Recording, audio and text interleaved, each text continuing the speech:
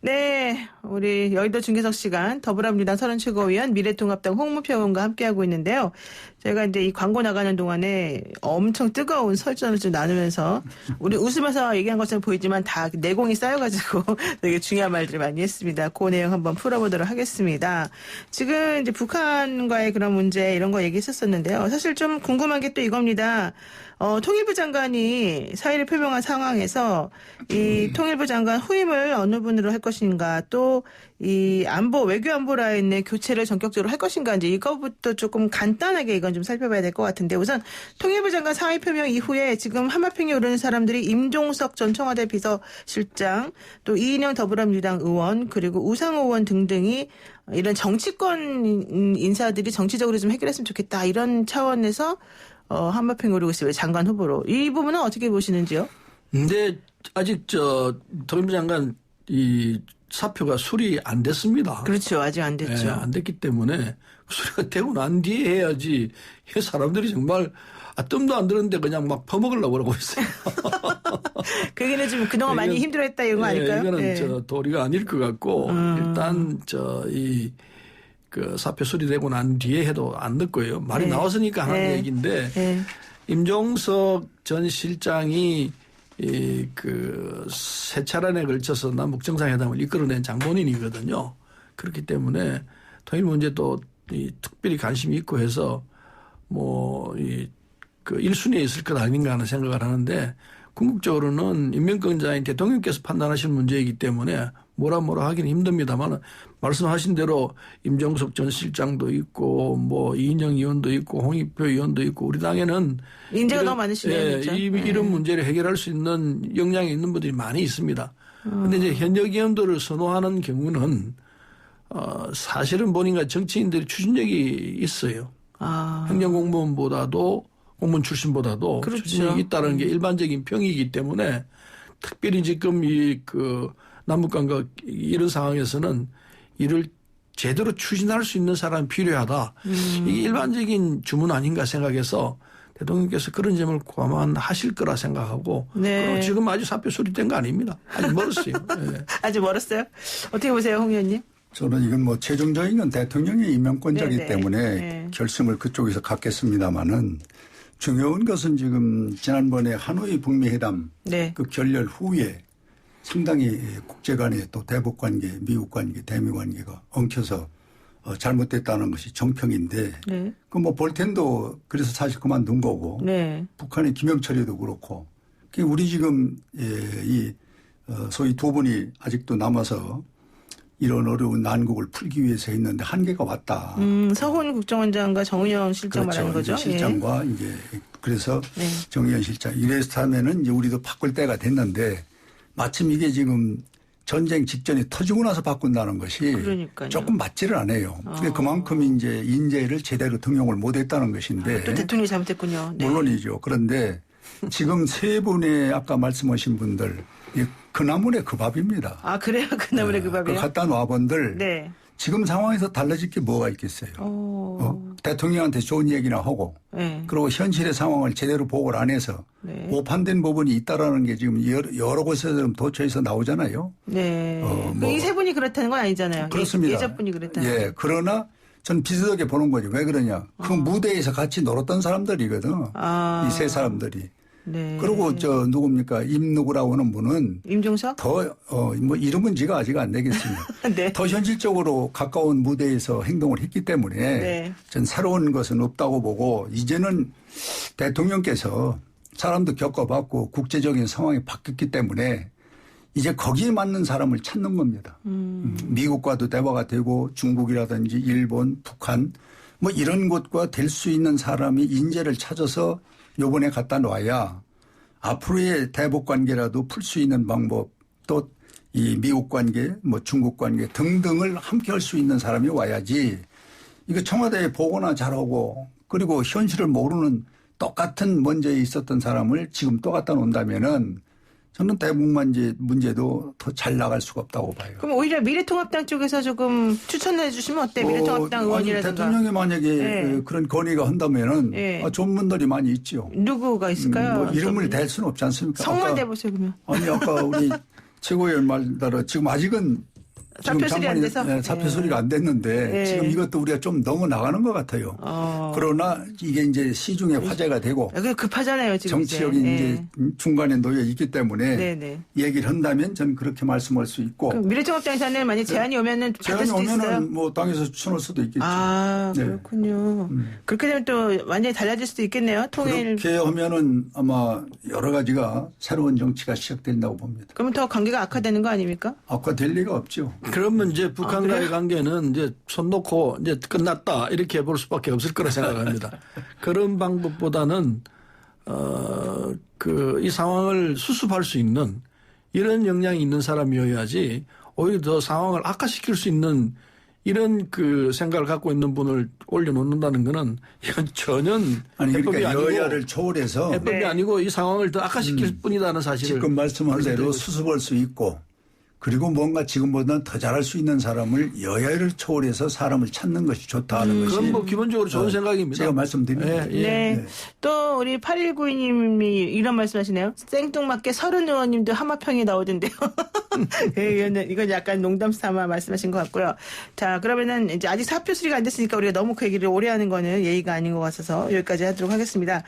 자, 그리고요. 지금 현재 통합당이 지금 보이콧을 국회 상임위의장을 모두 보이콧하고 있는 상황에서 사실 오늘 박병석 의장께서 나머지 12개도 오늘 처리하자라고 예고는 원래 하셨던 거예요. 근데 그렇게 하면 안 된다. 지금 상황이니만큼 서로 협치해야 된다. 이것 때문에 또 어떻게 될지 모르겠습니다. 주호영 원내대표가 지금 절에서 집거하고 계시다라고 얘기를 하고 있는데 상대 협상 대상도 없고 그렇다고 이걸 안 할 수는 없고 되게 좀 진퇴양난인 것 같습니다. 어떻게 됩니까? 오늘 12개 상임위원장 선출합니까? 안 합니까?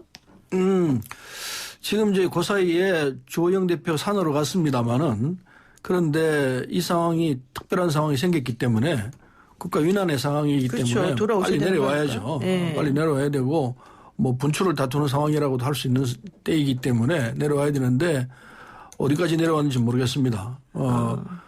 이제 그 야당도 명분이 생겼죠.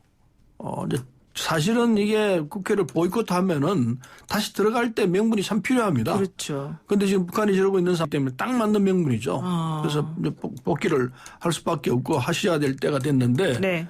그때 뭐 다른 것 들지 말고 지금 이 상황이 이렇기 때문에 논의하자 하고 국회를 들어와야 합니다.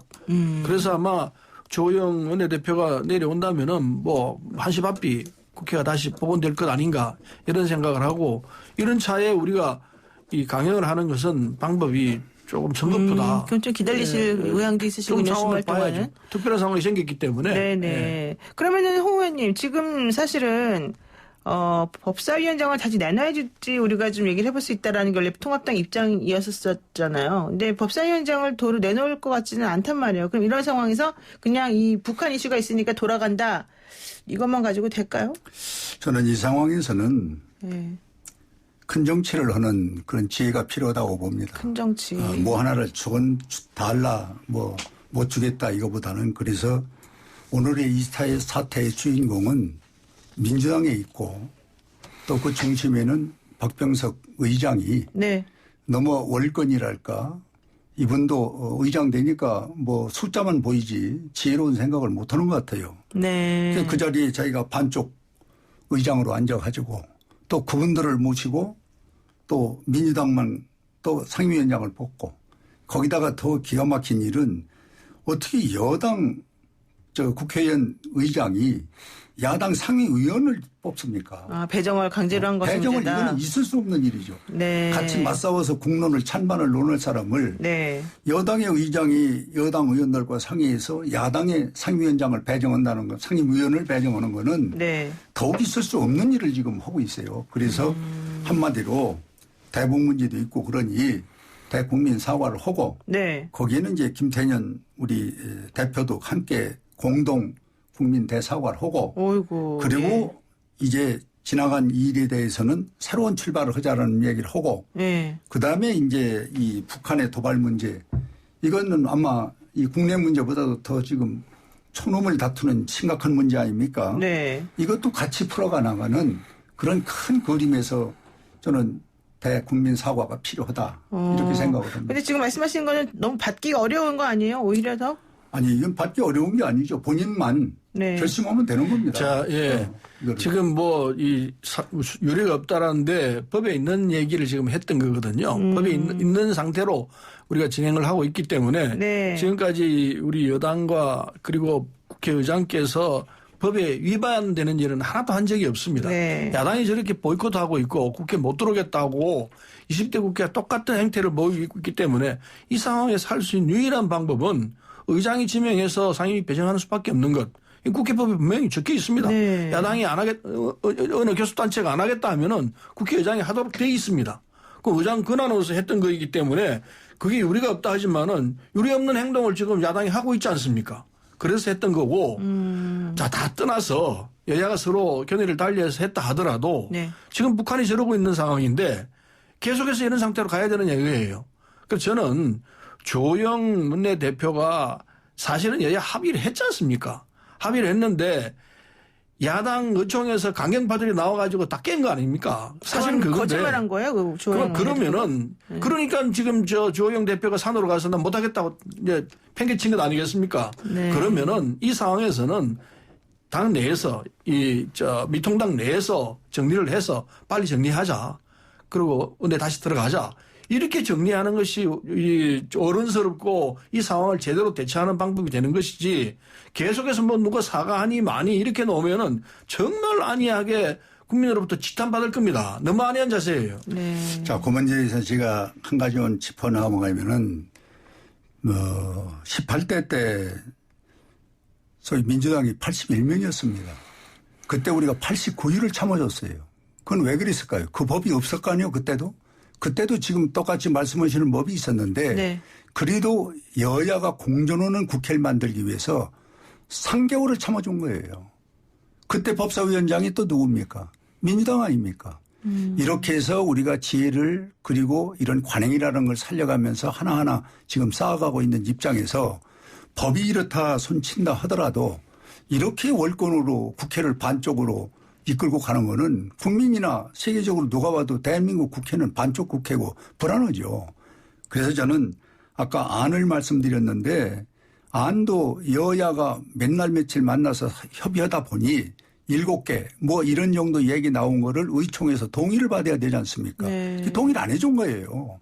그거는 자연히 절차를 밟아야지. 그러면 동의 안 하고 원내대표가 결정할 수 있겠습니까? 그래서 전 그 문제는 이제 그래도 실권을 쥐고 있는 국회의장이 통 크게 국민을 위해서 또 국회에 또 원활한 여야가 함께 가는 국회를 만들기 위해서는 그 국민한테 그동안에 이 잘못됐었던 거 왜 그거 공개적으로 네. 대국민 사과를 못 옵니까? 네. 저는 그걸 해야 된다고 보고 아니 내가 한마디 더 끝으로 드리고 싶은 거는 오늘 제가 여기 오는데 전화가 한 5-6통에 꼭 이걸 물어보라는 거예요. 네네. 그걸 말씀드리는데 지금 우리 연락사무소 그게 지금 180억 들어갔다는 거 아닙니까? 네네.